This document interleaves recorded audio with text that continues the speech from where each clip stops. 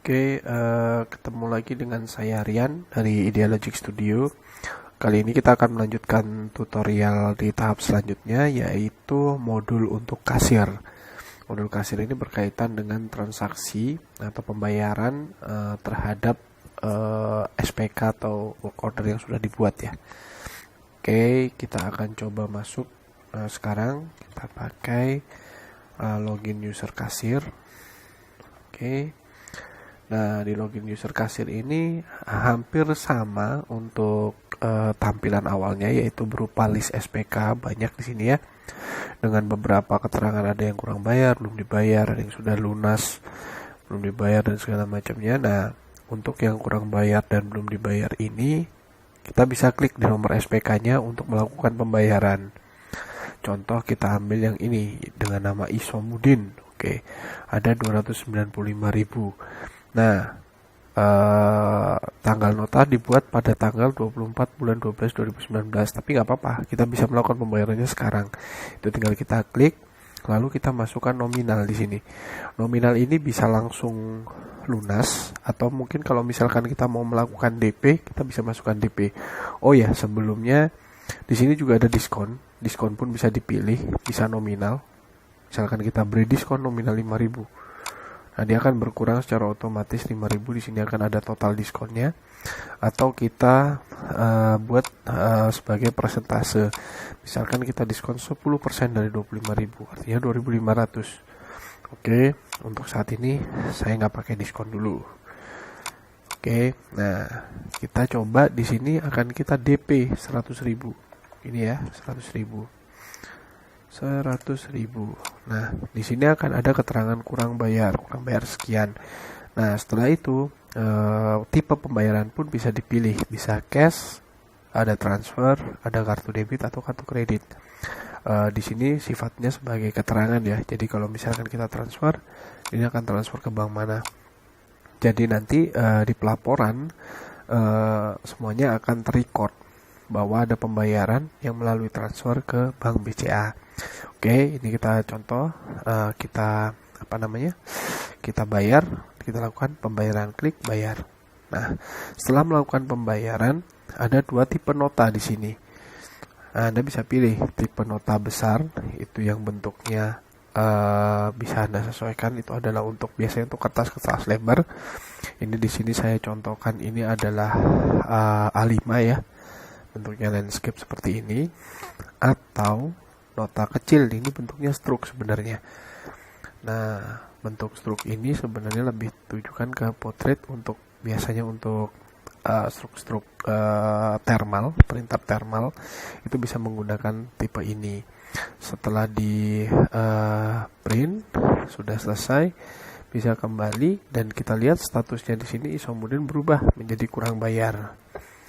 Nah, kurang lebih seperti itu prosesnya di modul kasir. Nah, apabila ingin melakukan pelunasan, kita contohkan di sini dummy ini 50.000, sudah di DP 10.000. Ini kita lakukan pelunasan, kita klik pelunasan 42.000. Misalkan mau cash dengan uang 50.000, kita isi di kotak kuning, dia akan ada kembalian 8.000. Seperti itu ya. Atau misalkan mau penggunaan debit, berarti angkanya pasti, ini kita bisa lakukan seperti ini, debit BCA. Setelah selesai, kita klik bayar. Nah, sudah selesai. Nah, kalau sudah selesai, artinya seperti ini tadi yang kita lakukan pembayaran miliknya dummy, statusnya berubah menjadi lunas, dan nomor ini tidak bisa diklik lagi karena statusnya sudah lunas. Setelah itu mengenai transaksi. Oh ya, apabila akan melakukan reprint ulang nota, itu bisa dilakukan dengan cara klik tombol yang paling kanan.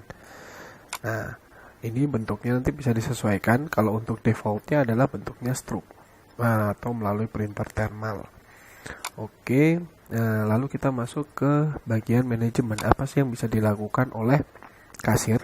Yaitu manajemen pengeluaran. Apabila ingin melakukan pengeluaran sesuatu, itu kasir bisa melakukan. Kita akan bahas di sesi tersendiri ya, mungkin untuk manajemen pengeluaran.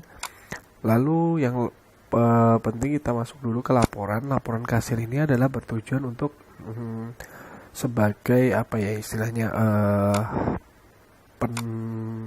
data ya, record hari ini transaksi apa saja yang terjadi oleh kasir atau saya sebagai kasir nih telah melakukan transaksi apa saja. Ini bisa kita lihat di sini.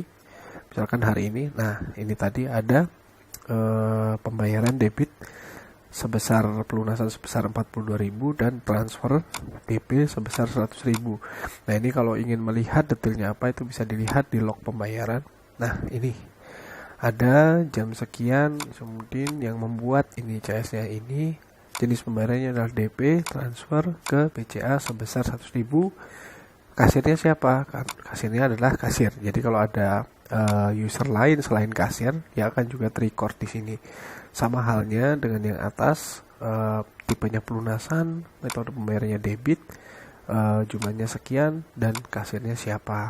Jadi di sini semuanya sudah terdeteksi. Lalu kasir juga bisa melihat piutang atau semua pendapatan yang belum belum kita dapatkan secara cash atau piutang yang ada di luar ya. Kita bisa tarik semuanya. Nah, seperti ini. Atau kita bisa tarik berdasarkan bulan apa mau kita ambil. Contoh kita cek di Desember 2019. Klik, oh ada ternyata. Nah, kurang lebih seperti itu. Kita juga bisa melakukan sorting berdasarkan pelanggan. Kita lihat, nah ini ternyata yang paling banyak. Nah, setelah itu ada jumlah berapa nota yang belum dibayarkan. Contoh dummy ini ada 3 nota yang belum dibayarkan sebesar sekian. Ini kita bisa kelompokkan jadi satu. Nah, seperti ini. Lalu kita bisa melakukan pembayaran melalui modul ini, laporan piutang. Atau kita bisa buat tagihan secara keseluruhan dengan cara klik buat invoice penagihan. Nah, ini akan secara total membuat tagihan atau invoice sejumlah semua yang belum dibayarkan atau piutang yang ada pada customer dummy gitu. Oke, itu untuk piutang kurang lebih begitu ya untuk modul kasir ini. Semoga mudah dipahami. Terima kasih.